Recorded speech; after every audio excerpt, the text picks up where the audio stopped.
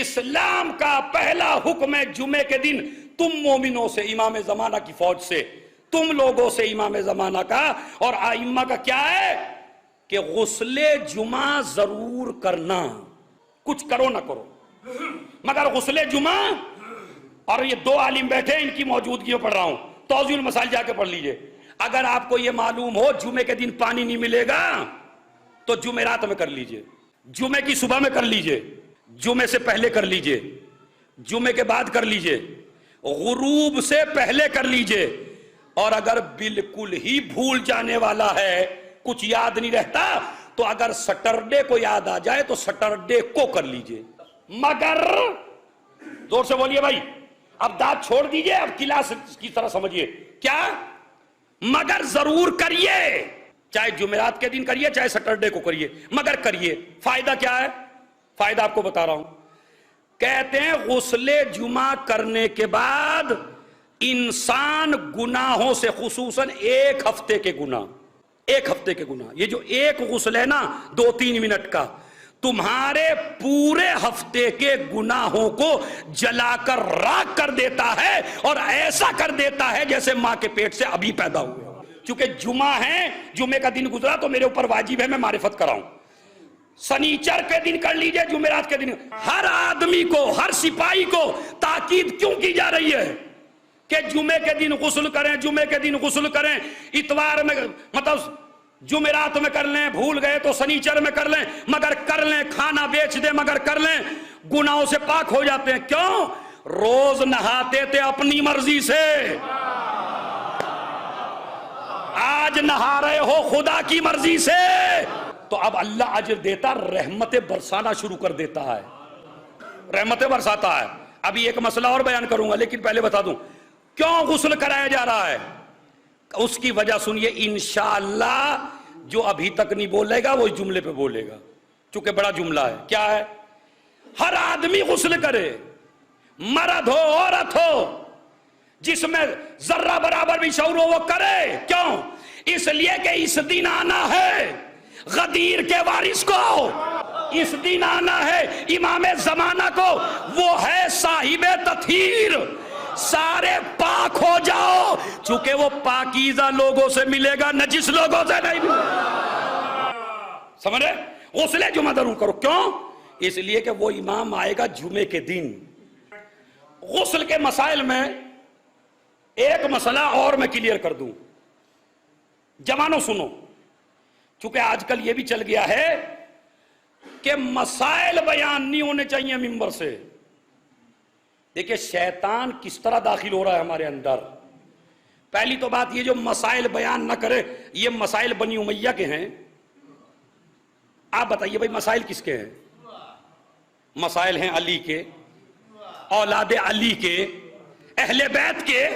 تو اگر ان کی باتیں انہی کے ممبر پہ نہ کہیں تو کون سا ممبر ہے؟ اور اگر یہی ہے کہ نہیں فضائل کا ممبر الگ مسائل کا الگ، تو تو مجھے مسجد نبوی میں 2 ممبر دکھا دے، ایک پہ نبی فضائل پڑھتے ہوں، ایک پہ نبی مسائل. میں ایک ہی ممبر ہے، اسی پہ فضائل ہیں، اسی پہ مسائل بھی آل محمد کے ہیں. یہ بھی میں مسئلہ کلیئر کر دینا چاہتا ہوں.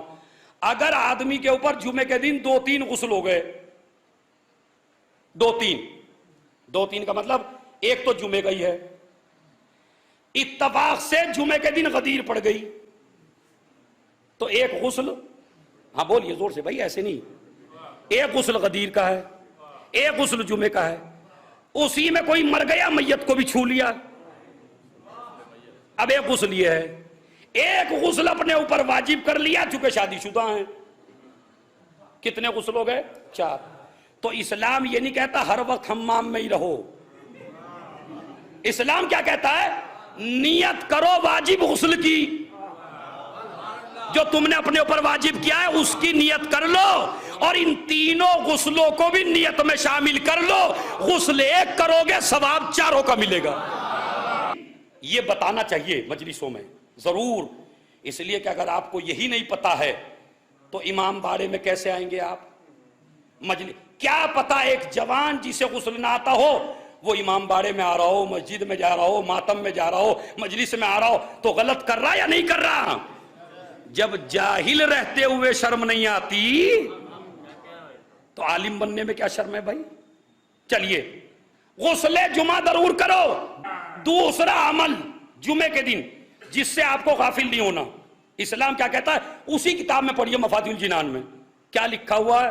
اے علی، اپنے بچوں کو اچھی سے اچھی غذا جمعے کے دن کھلاؤ.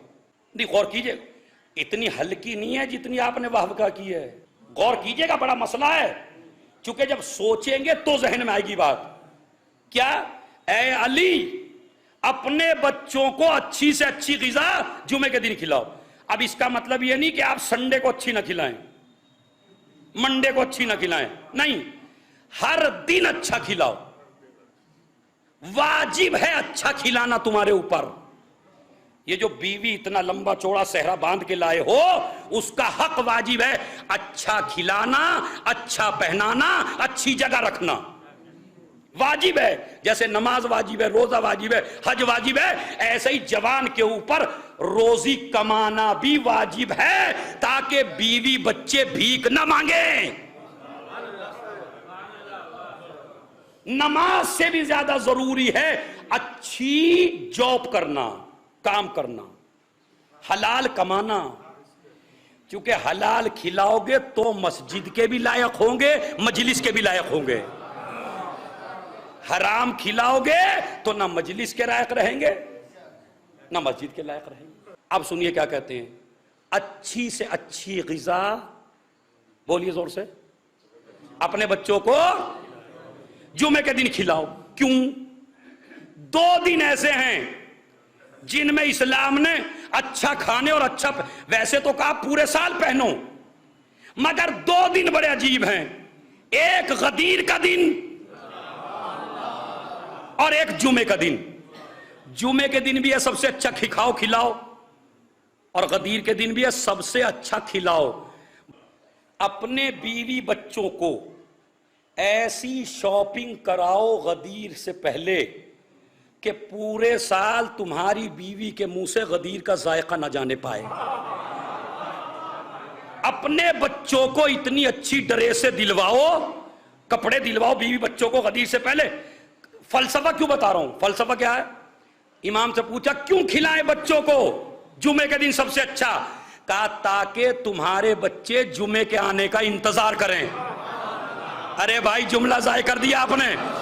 تمہارے بچے جمعے کے آنے کا انتظار کریں تاکہ ان میں کوئی مخالف انتظار پیدا نہ ہو. صلوات بھیج دیں محمد. بس عزیزو، یہ مجھے میسیج دینا تھا کہ جمعے کے دن اپنے بچوں کو اچھی سے اچھی غذا کھلاؤ. آخری جملہ زحمت تمام. سب سے زیادہ جمعے کے دن تیسرا عمل، پورے دن جمعے میں ایک کام کرو، جتنی ہو سکے صلوات پڑھو. اللہم صلی علی محمد وآل محمد وعجل. عباس قمی لکھتے ہیں کہ جمعے رات کی دوپہر میں اللہ فرشتوں کی ایک ٹیم بھیجتا ہے جو غروب جمعہ تک رہتے ہیں. اللہ کا ان کو آرڈر ہے کچھ نہیں لکھنا، خالی یہ دیکھنا اس نے دن میں جمعے کے دن محمد و آل محمد پہ صلوات کتنی بار پڑھا ہے.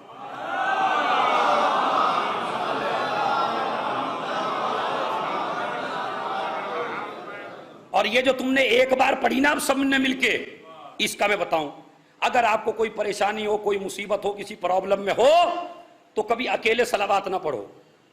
اپنی بیوی کو برابر میں بٹھاؤ، اپنے بچوں کو آگے بٹھاؤ. 2 بچے ہیں، 3 بچے ہیں، معصوموں کو آگے بٹھاؤ، جیسے رسول نے آل محمد کو مباہلے میں بٹھایا تھا. اور پھر اللہ سے دعا کرو صلوات کے ساتھ، بچوں سے آمین کہلواؤ، اس لیے کہ یہ معصوم ہے، اللہ ان کی آوازیں سنتا ہے. فیملی کے ساتھ شرم نہ محسوس کریے، اپنی فیملی کو بٹھائیے. بہترین دعا کا طریقہ ہے یہ، اگر چاہتے ہیں قبول ہو. صلوات پڑھیے، ایک صلوات کا ثواب، خالی ایک صلوات کا. نبی جب معراج پہ گئے، سارے فرشتے ملنے آئے، ایک نہیں آیا. ایک فرشتہ تھوڑا لیٹ آیا، آ کے کہتا ہے یا رسول اللہ میں لیٹ ہو گیا، مجھے معاف کیجئے. کہا کیوں؟ 40 سال سے 2 رکعت نماز پڑھ رہا تھا میں، یہ آپ سے مطالبہ نہیں ہے بھائیو، آپ سے تو وہی 10-5 منٹ کا ہی مطالبہ ہے، بس آپ سے مطالبہ نہیں ہے زیادہ کا، مگر چونکہ نہ اس کے بیوی ہے، نہ اس کے بچے ہیں، نہ اس کے پیٹ ہے، یہ الگ مسئلہ ہے، پیٹ نہ ہونے کے باوجود بھی دروازہ فاطمہ پہ آ کے مانگتا ہے، باڈی نہیں ہے، جسم نہیں ہے اس کے، اسے حاجت بھی نہیں ہے، اسے نیند نہیں آتی، اسے اونگ نہیں آتی، کیونکہ خواہشات نہیں ہے۔ وہ کہتا 40 سال سے 2 رکعت نماز پڑھ رہا تھا، کہا بڑی اچھی بات ہے، میں نے معاف کر دیا، چلیے، یہ جو 40 سال میں نے 2 رکعت پڑھی یہ آپ کو گفٹ کرنا چاہتا ہوں۔ نبی نے کہا مجھے تیرے گفٹ کی ضرورت نہیں ہے، انہوں نے کہا یہ تو مجھے بھی معلوم ہے آپ کو ضرورت نہیں ہے، آپ کی امت میں ایک سے ایک گناہگار ہے، اپنی امت کے لیے لے جائیے نا۔ اچھا یہ بتائیے، پہلے میں واقعہ تو بعد میں پڑھوں، رسول کو لے لینی چاہیے یا نہیں؟ ہم گناہگار ہیں اتنے، مگر جو امت کو ذلیل کر دے وہ اور ہوتا ہے، جو امت کی عزت بندھوا دے وہ رسول ہوتا ہے۔ کہا نہ مجھے ضرورت ہے نہ میری امت کو ضرورت ہے۔ کہا کیوں؟ کہا جتنا ثواب تجھے 2 رکعت نماز کا 40 سال میں ملا ہے، اتنا ثواب تو میری امت کو اس وقت مل جاتا ہے جب یہ سب مل کر محمد و آل محمد پہ صلوات پڑھتے ہیں۔ بس کتنا ثواب ہو گیا؟ اب میں آپ کو بتاؤں، یہ جملہ ضرور کہا کریں، وَأَجِّلْ، پھر بولیے زور سے۔ 2 فائدے ہیں اس کے۔ پہلے تو مجھے بتائیے کون سا ایسا آدمی ہے جو مرنا چاہتا ہے بغیر امام سے ملاقات کیے ہوئے؟ کوئی ہے ایسا؟ جتنا مجمع بیٹھا باہر تک بھائی، امام سے ملاقات کر کے مرنا چاہتے ہو یا بغیر ملاقات کیے ہوئے؟ نہیں زور سے بولنا، ایسے نہیں بتاؤں گا میں۔ ملاقات کر کے، تو وہ عمل سیکھو نا جس سے ملاقات ہو، اور یہی مجلس کا فائدہ ہے۔ 2-3 چیزیں میں نے بتا دی، اس کو آپ کنٹینیو کریں گے، مرحوم کے لیے بہترین اصال ثواب ہو جائے گا۔ یہ کیا؟ چھٹے امام فرماتے ہیں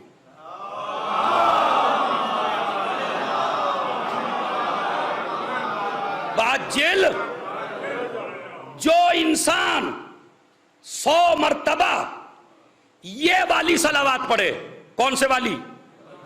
عجل فرجہم کے ساتھ یہ والی صلوات پڑھے، یا تو ہر دن نماز کے بعد، ہر دن نہیں پڑھ سکتا تو شب جمعہ، اگر 100 دفعہ پڑھ لے تو میں جعفر صادق ضامن ہوں یہ جوان نہیں مرے گا جب تک اس کی ملاقات امام زمانہ سے نہ ہو جائے۔